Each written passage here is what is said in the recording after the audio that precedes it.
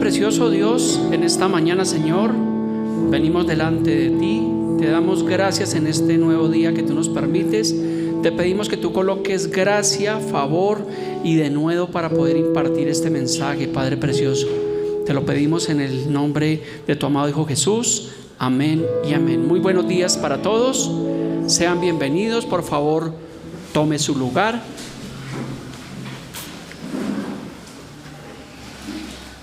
Bienvenidos. Qué alegría tenerlos de nuevo. ¿Cuántos estuvimos hace 8 días?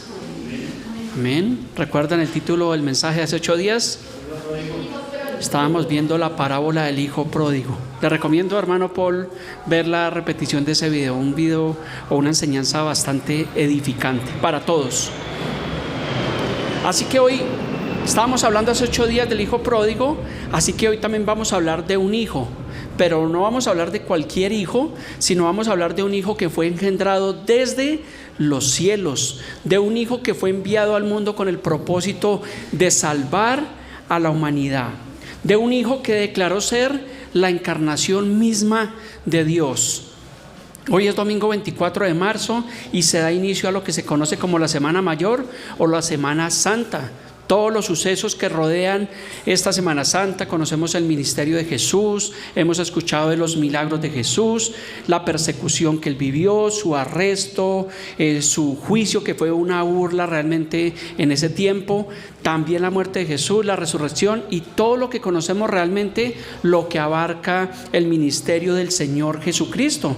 Entonces en el año son 2 épocas donde nosotros como iglesia o más bien el mundo conmemora dos sucesos. Uno es la Semana Santa, que es en estas fechas, y lo otro es el nacimiento del Señor Jesús a fin de año. Entonces casi todo el mundo se reúne en familia alrededor de esta época para celebrar, pero realmente aquí es donde comenzamos y donde surgen realmente las preguntas. Y el mensaje de hoy va a ser completamente solo preguntas, mirar qué dice la Biblia acerca de eso. Y realmente yo digo, ¿será que estas celebraciones marcan la vida realmente de las personas? ¿O las personas toman esta época como de vacaciones, como de peregrinación, tal vez como de receso escolar, o simplemente unos días para descansar y nada más? Pero la pregunta también sería, ¿el mundo sabe quién es realmente Jesucristo? ¿Ustedes qué piensan? Ese es el título del mensaje que el Señor ha colocado el día de hoy en nuestros corazones. ¿Quién es realmente Jesucristo? Y esta es la pregunta a la introducción del tema del día de hoy. ¿Quién es realmente Jesucristo? Y este mensaje, como todos los mensajes, tienen un propósito. Y el propósito de este mensaje es que nosotros podamos entender por medio de la misma escritura quién es realmente Jesucristo. La verdad es que gran parte de la humanidad desconoce quién es el Señor Jesús. Y tal vez 45 minutos no van a ser suficientes para poder tratar de explicarles a ustedes en esta mañana. Se nos irían muchas horas, muchos días, tal vez semanas, tal vez años, tratando de explicar quién es Jesucristo. Hay personas que llevan caminando con el Señor mucho tiempo, pero realmente no saben en el fondo quién es el Señor Jesucristo. Y tristemente, aún dentro de las iglesias cristianas y la iglesia católica católica del día de hoy, hay un total desconocimiento de quién es Jesús, llamado el Cristo. Para unos solo fue un profeta de la época, para otros fue un mártir, para otros fue uno que murió y que resucitó, para otros murió pero siguió allí crucificado, entonces siguen a un Cristo derrotado mas no resucitado. Para otros Jesús solamente hace parte del grupo de las religiones y un sinnúmero errado de conceptos que tiene la humanidad el día de hoy. Pero si realmente el mundo supiera quién es realmente Jesucristo y lo aceptaran como el verdadero Mesías, como el verdadero Rey, créame que no tendríamos el mundo que tenemos en la actualidad, un mundo completamente contaminado, un mundo perverso que desconoce totalmente a Dios, que está yendo en contra de las leyes y los estatutos bíblicos. Así que yo le pido en esta mañana que por favor preste total atención. Si tiene su teléfono, póngalo en modo silencio, disponga su corazón, su espíritu a la palabra. Como siempre, la recomendación que le doy, quite todo argumento humanista que le impide tener claridad en las enseñanzas bíblicas. Vamos a ver también 5 preguntas dentro del título principal, que es una pregunta, pero vamos a ver 5 subpuntos en mi desarrollo del estudio del día de hoy. Ahí las tenemos. La primera pregunta es: ¿quién era Jesucristo para los apóstoles? Y algunos me dirán: no, pastor, él no era, él sigue siendo, pero dice la palabra que él es el mismo ayer, hoy y siempre. Entonces vamos a ver en los tiempos de Jesús quién era el Señor Jesús para sus discípulos y apóstoles. La segunda pregunta es: ¿quién era Jesucristo para los escribas, fariseos, sacerdotes y autoridades de la época? La tercera pregunta que vamos a tratar de resolver: ¿quién afirmó ser el mismo Jesús? Vamos a escuchar algunos versículos de que el Señor Jesús hablando de quién afirmó ser Él. La cuarta pregunta es: ¿quién es Jesús para este mundo actual? Y la quinta y última pregunta es: ¿por qué nosotros los genuinos creyentes cristianos centramos nuestra doctrina en el Señor Jesucristo? Nosotros como iglesia cristiana somos cristocéntricos y la Biblia es totalmente cristocéntrica. Para nosotros como doctrina cristiana, lo veíamos en un estudio bíblico, Jesucristo también es Dios para nosotros, es el Verbo hecho carne. Lo que dice Juan 1:1, que en el principio era el Verbo y el Verbo era con Dios y el Verbo se hizo Dios, se hizo carne. Entonces vamos con el desarrollo de la primera pregunta: ¿quién era Jesucristo para los discípulos y apóstoles? Entonces, como buen creyente, yo le doy una sugerencia: tenga su Biblia a la mano, escudriñela. Si no la tiene, pues aquí vamos a tener los versículos. Y el texto base para esta enseñanza del día de hoy va a ser Mateo, versículo 16, del verso 13 y al 18, que también contiene 2 preguntas muy importantes. Entonces, si tiene su Biblia, ábrala, y si no, pues aquí tiene el versículo en el monitor. Mateo 16, versículo 13. Dice así la palabra del Señor: viniendo Jesús a la región de Cesarea de Filipo, preguntó a sus discípulos diciendo: ¿quién dicen los hombres que es el Hijo del Hombre? Primera pregunta. En versículo 14 ellos dijeron: unos dicen que eres Juan el Bautista, otros dicen que tú eres Elías, otros dicen que eres Jeremías o tal vez alguno de los profetas que resucitó. Mateo 16:15, y él les dijo: ¿y vosotros quién decís que soy yo? La segunda pregunta. O sea, 2 preguntas muy importantes y muy contundentes en la vida de todo cristiano. Versículo 16, respondiendo Simón Pedro dijo: tú eres el Cristo, el Hijo del Dios viviente. Versículo 17, entonces le respondió Jesús: bienaventurado eres Simón, hijo de Jonás, porque no te lo reveló carne ni sangre, sino mi Padre que está en los cielos. Y el versículo 18 nos dice: y yo también te digo que tú eres Pedro, y sobre esta roca edificaré mi iglesia, y las puertas del Hades no prevalecerán contra ella. Entonces, la gran pregunta de quién es realmente Jesucristo nos llevan a responder estas 2 preguntas de este pasaje bíblico. Y la primera pregunta es: ¿quién dicen los hombres que es el Hijo del Hombre? Imagínense esa pregunta, imagínense la escena hace más de 2000 años, el Señor Jesucristo delante de sus seguidores y diciéndoles: ¿quién dicen los hombres que es el Hijo del Hombre? Aquí debemos tener presente que no era que Jesús tuviera carencia de identidad, sino él quería escuchar, obviamente, por sus propios oídos quién decía la gente que era, porque Jesús realmente conocía a todos. Entonces en el versículo 14 dice: ellos dijeron, bueno, unos dicen que eres Juan el Bautista, otros que eres Elías, otros que eres Jeremías o alguno de los profetas. O sea, lo que podemos ver es que en el momento en que el Señor Jesús les formula esta pregunta a los discípulos, ellos realmente no sabían a ciencia cierta quién era este hombre. Veían los milagros, veían las señales, pero no tenían certeza de quién era Jesús. ¿Recuerdan ustedes en la época estudiantil? ¿Sí recuerdan hace 20, 30, 40, 50 años? En la época estudiantil yo recuerdo que el profesor hacía una pregunta muy difícil y nadie se atrevía a responder, pero la demora era que hubiera un sabelotodo. ¿Cuántos tuvieron de compañero un sabelotodo? Yo tenía uno que ese berraco, eso todos los exámenes se sacaba 5. Y la demora era que el profesor le preguntara al sabelotodo y él respondía, y ahí sí todos respondíamos. Pregúnteme a mí, profe, y uno decía lo que el sabelotodo estaba diciendo, porque uno sabía que efectivamente era eso. Usualmente le pasó así allí a los discípulos. Entonces, en esta narración, el Señor Jesús mismo formula una segunda pregunta, y una pregunta muy importante. Y vuelve y le digo, no es que Jesús tuviera carencia de identidad, pero él vuelve y le dice: ¿y quién dicen ustedes que soy yo? Imagínense donde el Señor se hubiera parado en este momento, hoy 24 de marzo, y el Señor estuviera frente a nosotros. ¿Quién dice la gente que soy yo? Y ustedes, ¿quién dice que soy yo? Y uno como que, ay Señor, y ahora nosotros, ¿qué decimos? Pero encontramos que el sabelotodo de Pedro en Mateo 16:16 dijo: respondiendo Simón Pedro, dijo: tú eres el Cristo, el Hijo del Dios viviente. Recuerde que la palabra Cristo se traduce como en un ungido, como el enviado de Dios. Entonces yo te pregunto en esta mañana, ¿quién es Jesucristo para ti? ¿Quién quiere responder? ¿Quién es Jesucristo para ti?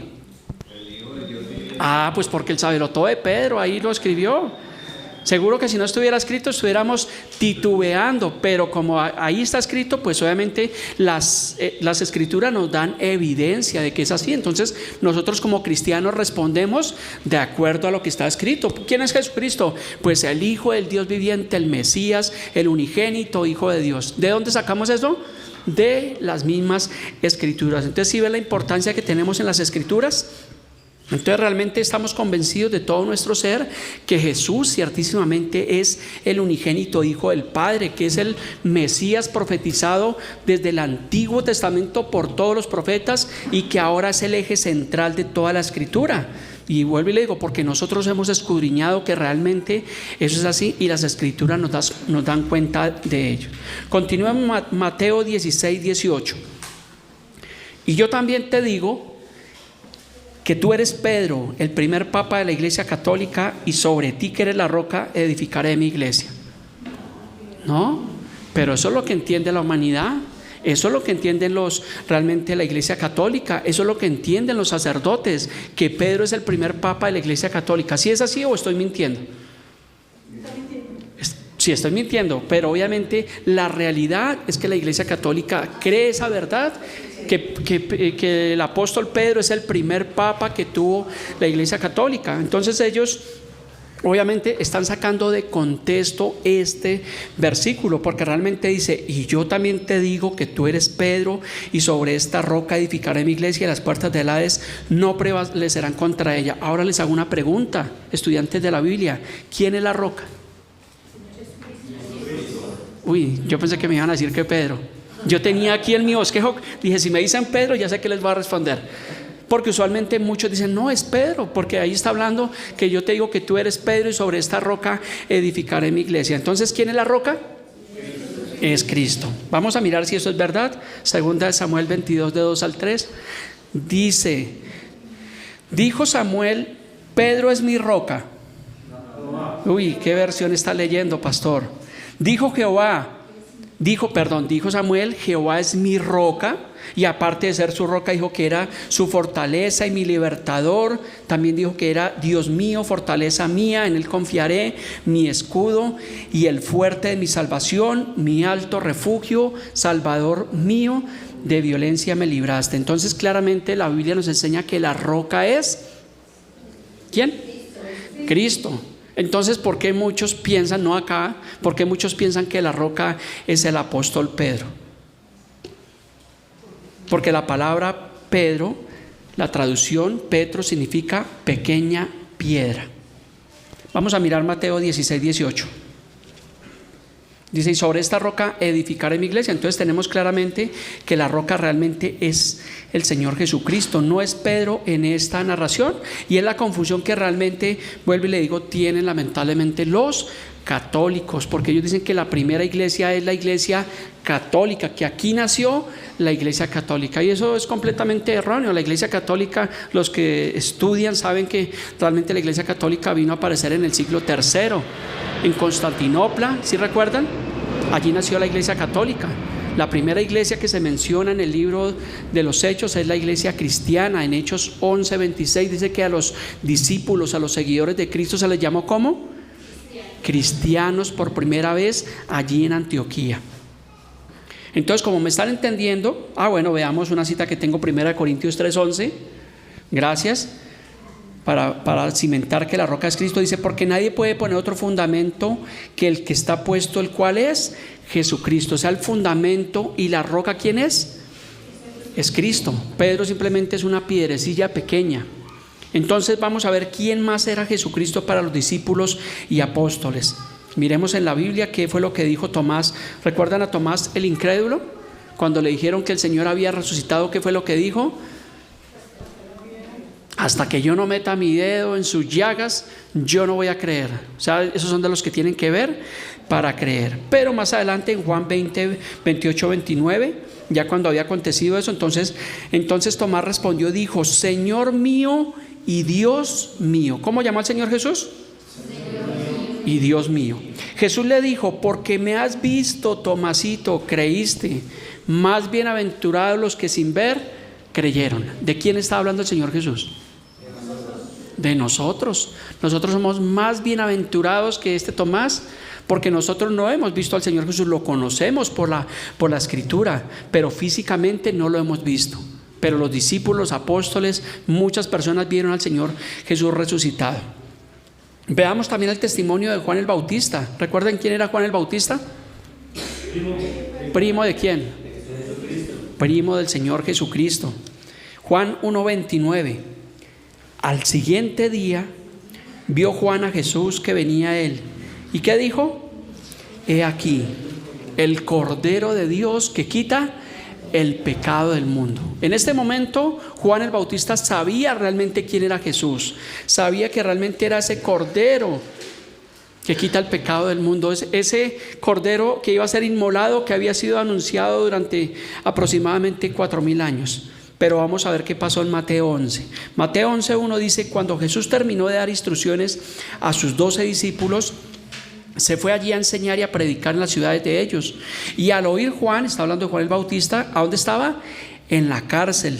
Al oír Juan en la cárcel los hechos de Cristo, envió a 2 de sus discípulos para preguntarle, présteme atención, ¿eres tú el que había de venir o esperaremos a otros? ¿Qué pasó?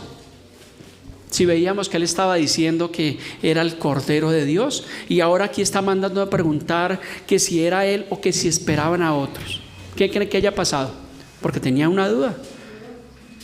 Lo que le pasó a Juan el Bautista es obviamente lo mismo que le pasó al apóstol Pedro. Estaba padeciendo persecución, estaba en su humanidad y él obviamente tuvo miedo, digámoslo, ese miedo humano. Obviamente él estaba en la cárcel y estaba a punto de ser decapitado, y tal vez él diría, bueno, predicamos al Señor Jesús, al primo mío, el Cordero de Dios, vemos los milagros, vemos todo lo que está pasando, pero yo aquí en la cárcel, miren las circunstancias y las vueltas que da la vida. ¿Será que sí es este Jesús o será que realmente nos equivocamos? Entonces por eso él mandó a 2 de sus discípulos a preguntarle que si realmente él era el que había de venir o que tenían que esperar realmente a otros. Y pues obviamente el Señor Jesucristo mandó también responder. En Lucas 7:22 dice, y respondiendo Jesús les dijo, id a hacer saber a Juan todo lo que habéis visto y oído. Los ciegos ven, los cojos andan, los leprosos son limpiados, los sordos oyen, los muertos son resucitados, y a los pobres les es anunciado el evangelio. O sea que el Señor Jesús estaba afirmando que realmente Él era, que no tenían ya que esperar a otro, sino que Él era realmente el Jesús, que Él era realmente el Mesías esperado. ¿Recuerdan también cuando Jesús calmó la tempestad? ¿Sí recuerdan los que les gusta estudiar Biblia? Cuando Jesús estaba allí en el mar de Galilea y iba con sus discípulos, y Jesús, ¿qué pasó? Que en la barca se puso ¿a qué? A descansar. Él estaba durmiendo y vino esa gran tempestad, y los discípulos, ¿qué pasó? Que tuvieron miedo y empezaron a clamar, Señor, ayúdanos que perecemos. Y el Señor Jesús obviamente se despertó y obviamente les dijo, hombres de poca fe, ¿por qué dudaste? Y lo que hizo el Señor Jesús fue que reprendió ¿qué? A los cielos y a la tempestad. Y en Mateo 8:27 los hombres se maravillaron. Estos hombres que iban allí en esa barca, dice, los hombres se maravillaron, o sea, estaban atónitos, diciendo, ¿qué hombre es este que aún los vientos y el mar le obedecen? Entonces, hablando del Señor Jesús, viendo la divinidad de Cristo. En Juan 1:14, el apóstol Juan, el discípulo amado, ya no Juan el Bautista, sino este discípulo amado, dijo, y aquel verbo fue hecho carne y habitó entre nosotros, y vimos su gloria como del unigénito Hijo del Padre, lleno de gracia y de verdad. Este fue el testimonio de Juan. Pues, o sea, si le preguntáramos a Juan que quién fue realmente Jesucristo, Juan lo presenta como el Cordero, como ese Cordero de Dios, perdón, como ese verbo que se hizo carne. En en Hechos 10:38, si le preguntáramos a Lucas, dice Hechos 10:38, dice cómo Dios ungió con el Espíritu Santo y con poder a Jesús de Nazaret, y cómo anduvo haciendo bienes y sanando a todos los oprimidos por el diablo, porque Dios estaba con él. O sea que la Biblia nos muestra que Jesús hacía milagros, sanaba a los cojos, los ciegos, los enfermos, levantaba a los muertos, levantó allí a Lázaro después de 4 días de muerto. O sea que efectivamente el Señor, Dios mismo, tomó forma de siervo, forma de hombre y se mostró a la humanidad con milagros y señales sobrenaturales. Imagínense el privilegio de los que tal vez estaban en ese tiempo mirando los milagros extraordinarios de Jesús. Y dice la Biblia que muchos seguían a Jesús porque tenían una necesidad, porque tenían una enfermedad, y otros lo seguían porque sabían que Jesús tenía la capacidad de multiplicar allí la comida, los panes y los peces, y por eso realmente seguían a Jesús. Pero la pregunta número 2 del estudio del día de hoy es: ¿quién era Jesucristo para los escribas, fariseos, sacerdotes y autoridades de la época? Imagínense, vamos a entrar a una parte de la enseñanza muy dura, donde realmente es todo lo contrario a lo que hemos visto. Los discípulos, en medio de todos los apóstoles, tenían la certeza de quién era Jesús. Juan 8:44. Respondieron entonces los judíos, también los judíos, y le dijeron: ¿no decimos bien nosotros que eres samaritano y que tienes demonio? O sea, ¿cómo trataron al Señor Jesús? Como un endemoniado. O sea que el Señor Jesús fue altamente despreciado. Le dijeron que tenía demonio. Es más, que por Belcebú, príncipe de los demonios, era que él tenía la capacidad de hacer realmente milagros. En Juan capítulo 7, versículo 46 al 47, dice: los alguaciles respondieron: jamás hombre alguno ha hablado como este hombre. O sea que los alguaciles en ese tiempo estaban atónitos también, porque oiga, nunca hemos encontrado un hombre con la capacidad, con la sabiduría como realmente habla este hombre. Pero ahí aparecen los fariseos, y cuando aparecían los fariseos en las escrituras bíblicas, esos berriondos venían era a acabar y a destruir. Por eso Jesús los llamaba sepulcros blanqueados. Dice que entonces los fariseos le respondieron: ¿también ustedes han sido engañados? O sea que ¿cómo estaban tratando a Jesús? Como un engañador. Vimos que antes lo trataron como un endemoniado, y aquí estaba siendo tratado como un engañador. Entonces le dicen: ¿también ustedes se han dejado engañar? Lo trataron como mentirosos. Si preguntáramos en la actualidad, hoy en día, ¿quién es Jesús para las personas que rechazan el evangelio? ¿Qué van a decir? Ustedes están siendo engañados por esas iglesias, por esos pastores. Jesús simplemente es una fábula, simplemente es un mito, simplemente es una filosofía. No van a dar credibilidad realmente al unigénito Hijo de Dios. Juan 8:13 también dice: entonces los fariseos le dijeron: tú das testimonio acerca de ti mismo, pero tu testimonio no es verdadero. O sea que le estaban diciendo que era un falso, que era un mentiroso. Estos fariseos realmente, la dureza del corazón de ellos no les permitía darse cuenta de quién era que estaba delante de ellos, y el que estaba delante de ellos era el mismísimo Padre eterno. Lucas 15:2. Vuelve otra vez los fariseos. Y los fariseos y los escribas, ¿qué estaban haciendo? Murmurando. Tenga cuidado con la murmuración. La murmuración es un pecado realmente que trae destrucción y muerte. Y estos escribas estaban murmurando diciendo: este a los pecadores recibe y con ellos come. O sea que estaba siendo también injustamente juzgado. ¿Por qué? Porque perdonaba, porque sanaba. Cuando le trajeron a la mujer que fue encontrada en adulterio, ¿qué dijeron? Esta mujer fue encontrada en adulterio y la ley dice que debe ser apedreada hasta morir. ¿Pero trajeron acaso al hombre que estaba cometiendo adulterio? No, solamente a la mujer. Y dice la narración bíblica que Jesús, escribiendo allí en el suelo, nadie sabe qué era lo que Jesús estaba escribiendo, les dijo: bueno, el que esté libre de pecado, que tire la primera piedra. Y dice la Biblia que desde el más viejo hasta el más chico, ¿qué pasó? se desaparecieron. Porque ¿quién los acusó? Su propia conciencia, el propio pecado. Y Jesús, cuando estaba a solas con esa mujer, le mostró todo su amor, toda su compasión, toda su misericordia. Y le dijo: mujer, ¿dónde están los que te acusaban? ¿Qué dijo ella? No, ninguno, Señor, no están. Y Jesús le dijo: pues yo tampoco te condeno.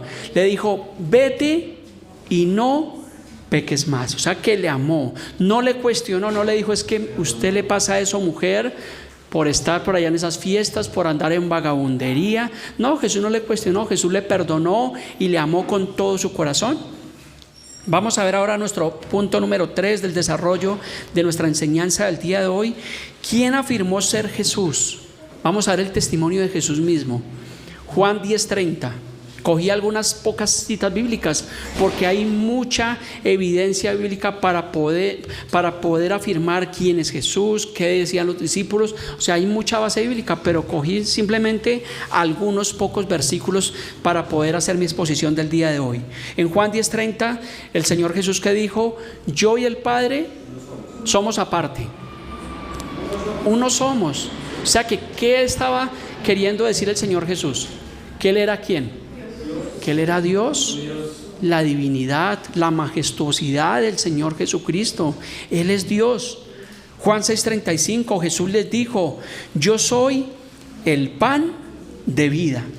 El que a mí viene nunca más tendrá hambre, y el que en mí cree no tendrá sed jamás. Hay 3 cosas fundamentales para la subsistencia de la vida humana: el pan, el agua y la luz. Y Jesús se presentó como esa luz del mundo, como ese pan de vida, como el que bebiera esa agua nunca más tendría sed jamás. En Juan 8:12 vuelve y dice el Señor: otra vez Jesús les habló, les estaba confirmando diciendo: yo soy la luz del mundo, pero no esa luz de Codensa que es bien mala y se está volviendo bien costosa, sino la luz del mundo. El que me sigue, dice, no andará en tinieblas, sino que tendrá la luz de la vida. O sea, cuando nosotros como creyentes nos volvemos al Señor, andamos ya no en un camino de tinieblas, sino en un camino de luz, en un camino maravilloso, el camino que el Señor nos ha trazado. Pero en Juan 10:9 también el Señor dijo: yo soy la puerta, el que por mí entrare será salvo, y entrará y hallará realmente pastos. Y créame que hemos entrado por la mejor puerta, y es ese camino angosto, ese camino estrecho que lleva ¿a dónde? A la salvación. Pero dice la Biblia que el camino ancho y espacioso, ¿a dónde lleva? A la perdición, a la muerte. Y dice que muchos son los que escogen ese camino. Hay camino que al hombre le parece derecho, pero su camino es la muerte, camino de muerte. Entonces escojamos bien el camino para nuestras vidas. Pero Jesús en Juan 15:1 también dijo: yo soy la vid verdadera y mi Padre es el labrador. O sea que Jesús estaba dando su testimonio, un testimonio que era verdadero, cuando los fariseos y escribas decían que ese testimonio no era verdadero. Pero Jesús está afirmando que Él es la vid verdadera, la vid verdadera, y que su Padre es el labrador. Ese es el testimonio del mismo Señor Jesucristo. Y si escudriñáramos más, aquí encontramos Juan 11:25, cuando Jesús allí, ¿recuerdan cuando murió Lázaro? Su amigo, ¿recuerdan cómo se llamaban las hermanas de Lázaro? Marta y María. Y había allí fallecido ese Lázaro, el gran amigo de Jesús. Y Jesús le dice en Juan 11:25, le dijo Jesús allí a Marta: yo soy la resurrección y la vida. El que cree en mí, aunque esté muerto, vivirá. Y todo aquel que vive y cree en mí, dice, no morirá eternamente. ¿Crees esto? Yo te pregunto en esta mañana, ¿tú crees que realmente Jesús es la resurrección y la vida? ¿Lo crees de todo tu corazón? Amén. Entonces, ¿por qué vivimos angustiados muchas veces? Ay, ¿y si me enfermo? ¿Y si me muero? ¿Qué será de mi esposa? ¿Qué será de mis hijos? ¿Qué será? Tenemos que tener la confianza realmente en Jesús, porque así como Jesús murió y resucitó, dice la palabra que también Jesús traerá a los que durmieron con Él. Habla del arrebatamiento de la iglesia. 1 Corintios 15, la resurrección de los muertos. 1 Tesalonicenses 4, del 13 al 18, que los muertos en Cristo resucitarán primero, luego nosotros, los que hayamos quedado, seremos juntamente arrebatados para recibir al Señor en las nubes y así estaremos para siempre con el Señor. ¿Crees esto de todo tu corazón? Vale la pena seguir a Cristo. Él es el camino, Él es la verdad, Él es la vida. Él lo dijo en Juan 14:6, y nadie va al Padre sino por medio de Jesús. ¿Sí ve la importancia de saber quién es realmente Jesús para nosotros? Él lo debe ser absolutamente todo. Él es nuestro Señor, nuestro Salvador, nuestra roca, nuestra fortaleza, nuestro estandarte, nuestro proveedor, absolutamente todo, nuestro sanador. Pero el mundo se rehúsa, el mundo rechaza a recibir realmente al Señor Jesucristo. Por eso tenemos que darle honra, gloria y alabanza, porque Él es el único camino, no hay más camino. Estos días me llamó una persona que me conoce porque trabajamos en la obra del centro, en La Favorita, y me escribió, me dijo: pastor, por favor le pido oración por mi cuñado que tuvo un accidente y está hospitalizado y está delicado y él no quiere vivir más y quiere morirse, perdió los dedos de sus pies, se le fracturó una pierna, tienen que hacerle trasplante de cadera, el hombre está completamente desbaratado. Y me dijo: por favor, pastor, ore por él. Le dije: claro que vamos a orar por salvación. Le dije: ¿y dónde está hospitalizado? Me dijo: en el hospital de Fontibón. Le dije: pues yo voy hasta allá. Y me fui el día de ayer hasta allá con mi Biblia y le llevaba una Biblia, pero no pude ingresar. No se pudo. Hablé con la mamá por teléfono, con la esposa, estaba muy delicado. El hombre quiere realmente acabar con su vida, porque no encuentra cuál es el camino. Por eso es que nosotros debemos tener presente cuál es el camino de salvación. Y yo iba y dije: bueno, no se pudo en ese momento, tal vez había oposición, pues esperemos si podemos ir mañana o pasado mañana. Pero ¿por qué cree que vamos a ir? Porque creemos que Jesús es la esperanza de vida. Podemos inyectarle vida a esa persona y es la vida de Dios. Por eso es la labor ministerial, la labor de los pastores, de los ministros. Nosotros no vamos en nuestro nombre, sino vamos en el nombre de Jesús, porque sabemos que Él es esa fortaleza que le podemos dar a la humanidad, inyectarle realmente la vida de Dios.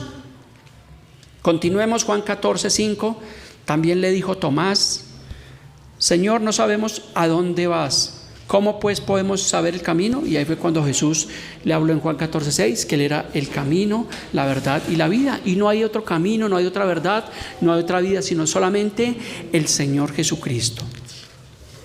Pasamos a nuestro punto número 4 del estudio del día de hoy. ¿Me están entendiendo hasta esta altura la enseñanza? Entonces dejamos ahí. No, continuemos, pastor. Listo. ¿Quién es Jesús para este mundo actual? Para los musulmanes, Jesús solamente fue un profeta de Dios, pero no el Hijo de Dios.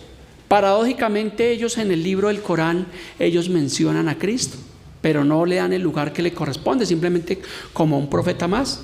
Para los testigos de Jehová, que por ahí estaban golpeando esta mañana, para ellos fue un enviado, mas no es Dios para ellos. Ellos rechazan la divinidad de Cristo. Para los mormones, Jesús simplemente fue una persona humana, tanto que estaba sujeto a la enfermedad, al dolor y a la tentación. Para los judíos, fue una de las personas más influyentes de su época y en consecuencia el más dañino de todos los profetas que hubo. A los suyos vino, mas los suyos no le recibieron, le rechazaron. Los judíos no creen en Jesús porque supuestamente Jesús no cumplió con las profecías mesiánicas. ¿Es eso verdad, hermano Jaime, que estudia tanto la Biblia? Jesús cumplió todas las profecías mesiánicas acerca de ese Mesías. Jesús las cumplió.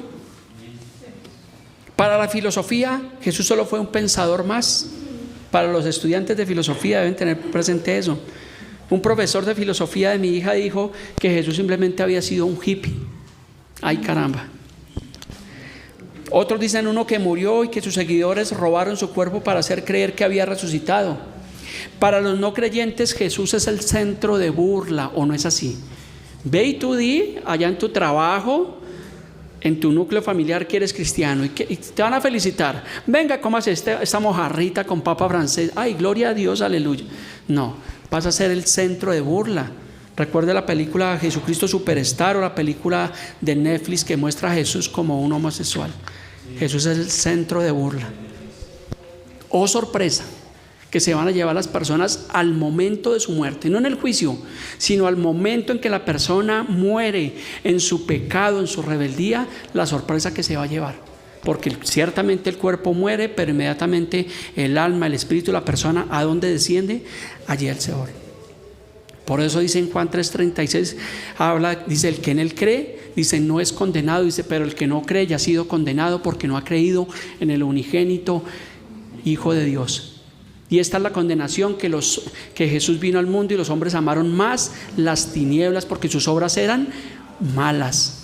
Entonces el mundo está rechazando a Cristo, el mundo no quiere saber nada de Dios, por eso las iglesias están vacías.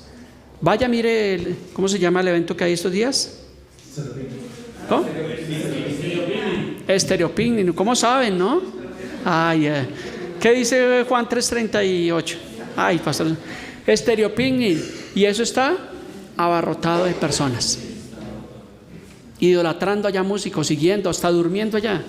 Pero invítelos a una reunión, no van a venir, no les interesa, no les importa, porque para ellos esto es la pérdida de tiempo. Pero recuerde que el tiempo invertido en Jesús es el mejor tiempo. Por eso cada vez que usted dispone su corazón, su vida, a venir a la iglesia, a venir a un estudio bíblico el día miércoles o el día domingo, realmente estamos invirtiendo en el reino de Dios. Nuestras familias cambian. Esta mañana estábamos acá muy temprano, pasaron 5 o 6 jóvenes, estaban por allí creo que buscando pelea, pasaron luego por acá con petaco de cerveza en mano, y yo simplemente hablamos con el hermano Jaime, oiga, la consecuencia de la vida sin Dios. Y luego llegó un carro ahí, se bajaron 2 vecinos de aquí al lado, que no nos escuchen los vecinos, el papá, la mamá, de unas pintas que uno dice, bueno, llenos de tatuajes por todo lado, y ahí se bajaron, y lo mismo, la consecuencia de una vida sin Dios. Y la vida sin Dios es terrible, vacía, esa es la palabra, vacía, desordenada y vacía. Es la vida de una persona sin Jesús, sin reconciliarse, sin vivir bajo los parámetros establecidos en la palabra de Dios. Por eso le digo, el mundo aparentemente está celebrando la Semana Santa y pueden conocer eventos y cosas, pero ya la gente toma la semana como la parranda santa, como las vacaciones santas, pero de santo realmente no tiene absolutamente nada. Yo recuerdo, los que somos contemporáneos, recuerdo que los abuelitos a uno ya el día miércoles después de mediodía no lo dejaban ni bañar. Claro que no tenía problemas porque yo no me bañaba. Y el día viernes usted tenía que quedarse ahí sentadito, así como estos jóvenes, quieticos, no podía hacer absolutamente nada. Bueno, por lo menos había un poco de respeto, pero hoy en día se ha perdido eso. Porque la gente, el mundo no sabe quién es realmente Jesucristo. El mundo desconoce la Biblia. Es más, dicen que este libro es para quién, para los locos. Pero gloria a Dios que tenemos que esa locura para nosotros es salvación. Amén. Y vamos a nuestro último punto, el punto número 5 del estudio bíblico del día de hoy. ¿Por qué nosotros, los genuinos creyentes cristianos, hablo de creyentes cristianos y de genuinos porque hoy en día cristiano se le dice hasta una empanada? ¿Se ha visto empanadas cristianas? Parqueadero cristiano, ¿no? Entonces hablo de los verdaderos y genuinos creyentes. ¿Por qué nosotros centramos nuestra doctrina en el Señor Jesucristo? Hechos 4:12 dice, porque en ningún otro hay salvación. ¿En cuántos? En ningún otro, ni en María, ni en Santa Marta, ni en Santa Lucía, ni en los santos, ni en los apóstoles, ni en mi primo José Gregorio Hernández, que por 8,000 pesos le solucionan la vida. Absolutamente nada, en ningún otro hay salvación. Dice, porque no hay otro nombre bajo el cielo dado a los hombres en que podamos ser salvos. O sea que la Biblia sí nos habla de que necesitamos ser salvos. ¿Salvos de qué? De la condenación, de la ira, del tiempo del fin, de la ira del Señor. Nadie sabe el día ni la hora, pero realmente que el fin viene, el fin viene. El mundo está entrando en una recta final donde encontramos el agotamiento de los recursos hídricos, el aumento desmedido de la maldad, la anarquía, los homicidios por doquier. Estos días vieron en Rusia que en un teatro entraron unos hombres armados aparentemente del Estado Islámico y los videos que vimos asesinando al que estuviera. Más de 40, 50, no sé cuántos muertos ya van, pero hasta cuando oímos la noticia, ¿cuántos? 130 muertos ya van. Imagínense, 130 personas muertas. Consecuencia, desconocer realmente el Evangelio de Dios, estar ausentes de la vida de Dios. Ese es el mundo que tenemos en la actualidad. Y los analistas, los economistas, muchos predicen, vaticinan, dicen que vendrán tiempos difíciles. Ay, pastor, no me diga eso porque es que mire todos los planes que tengo por delante. No, el mundo va de mal en peor. Nosotros íbamos hacia el mejor plan, que es el camino del Señor. No sabemos el día, no sabemos la hora. Ahorita muchos están en las redes sociales que el 8 de abril va a haber un eclipse en Estados Unidos y que marcará una X. Bueno, yo sé que algunos de ustedes han visto esos videos y que va a marcar una X y que es el inicio. Hay otro predicador, un judío, que dice que estamos ya en la mitad de la semana 70 y un poco de cantidad de cosas. Y yo escucho, la verdad, escucho, miro, analizo, pero siempre filtro por la palabra de Dios. Y nadie sabe el día ni la hora, pero la Biblia sí habla que realmente viene el tiempo de la ira y el tiempo del fin. Por eso necesitamos un Salvador. Por eso dice: en ningún otro hay salvación, porque no hay otro nombre bajo el cielo dado a los hombres en que podamos ser salvos. Si hubiera alternativa B, miraríamos esas alternativas, pero solo hay una alternativa, y es Jesús, el camino de vida. Primera de Timoteo 2:5. Porque hay un solo Dios y un solo mediador entre Dios y los hombres, María, la mamá del Señor Jesús, ¿no?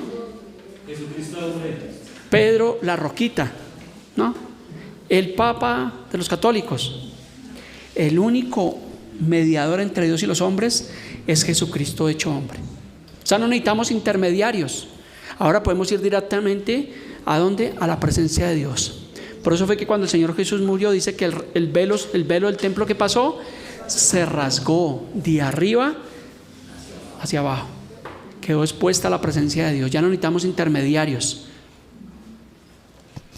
Y quiero concluir con 1 Corintios del 1 al 23, de nuestra enseñanza del día de hoy acerca de quién es realmente Jesucristo. 1 Corintios 1:18. Porque la palabra de la cruz ¿es qué? Es locura. ¿A quiénes? ¿Quiénes son los que se pierden? Los que no creen, los que rechazan, los que se burlan. Dice que la palabra de la cruz es locura a los que se pierden, a los que no creen en Dios, correcto. Dice: pero a los que se salvan. ¿Quiénes son los que se salvan? Levante su mano, no le dé miedo, no lo va a preguntar. A los que se salvan, dice, esto es poder de Dios a nosotros. Por eso Pablo se apropia de esa palabra, porque le está hablando a la iglesia de Corinto. Dice: pero a los que se salvan, esto es a nosotros, es poder de Dios. Versículo 19: pues está escrito: destruiré la sabiduría de los sabios y desecharé el entendimiento de los entendidos. Por eso es que el Señor coge lo vil del mundo para avergonzar a los sabios, porque la sabiduría del mundo es una sabiduría animal, animal, terrenal y diabólica. Muy bien, gloria a Dios por las personas que estudian, pero la mayor sabiduría que podemos adquirir, mire, aquí está, gratuitamente. ¿Te costó algo? ¿Cuánto le costó? Nada, no pagamos absolutamente nada, como nos gusta a los colombianos, al gratín. Y aquí está. Pero ¿qué hace la gente con la Biblia? Perdóneme, desechar la palabra de Dios. Yo no quiero saber nada de la Biblia. A mí no me hable de Dios, a mí no me hable de religión, que es que yo no voy a cambiar de religión. No, es que no te estamos presentando una religión, te estamos presentando al unigénito Hijo de Dios, a Jesús. Oiga, porque sin la Biblia no puedo predicar. A Jesús, al Salvador del mundo, te estamos presentando. Eso es lo que hacemos cuando evangelizamos, presentar al único camino. No es que vamos porque estamos desocupados y le digo a los hermanos, vemos el sábado a las 4 porque están desocupados. No, porque queremos ir para que las personas no se pierdan, porque el deseo de Dios es que nadie se pierda, sino que todos los seres humanos procedan al arrepentimiento, porque nos duele, porque tenemos seres queridos que aún no han aceptado a Jesús, y nosotros sabemos que si un día ellos mueren, ¿a dónde van? A la condenación eterna. Porque ya después de que muere el ser humano ya no hay Santa María que valga, ya no hay indulgencia, ya no hay misa, ya no hay rezos, nada. El día de salvación es hoy. Continúa diciendo el versículo 20: ¿dónde está el sabio? ¿Dónde está el escriba? ¿Dónde está el disputador de este siglo? ¿No ha enloquecido Dios la sabiduría del mundo? Versículo 21: pues ya que en la sabiduría de Dios el mundo no conoció a Dios, mediante la sabiduría agradó a Dios salvar a los creyentes por la locura de la predicación. O sea que si para el mundo es locura que nosotros estemos acá, pues gracias a esa locura de la predicación, para nosotros hay salvación, hay esperanza. Y qué privilegio, qué alegría nosotros estar todos los días escudriñando, viviendo la vida de Dios. Saque tiempo, lea la Biblia.